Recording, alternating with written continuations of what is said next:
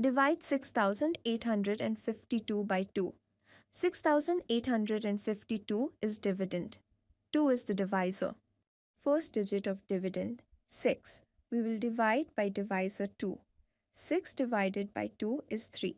Write 3 in quotient space. Write 3 into 2. 6 below 6 of dividend. Subtract 6 minus 6 to get 0. Next digit of dividend, 8. 8 divided by 2 is 4. Write 4 in quotient space. Write 2 into 4, 8 below 8 of the dividend. Subtract 8 minus 8 to get 0. Next digit of dividend, 5. 5 divided by 2 is 2. Write 2 in quotient space. Write 2 into 2, 4 below 5 of the dividend. Subtract 5 minus 4 to get 1. Next digit of dividend, 2 comes down, makes 12. 12 divided by 2 is 6.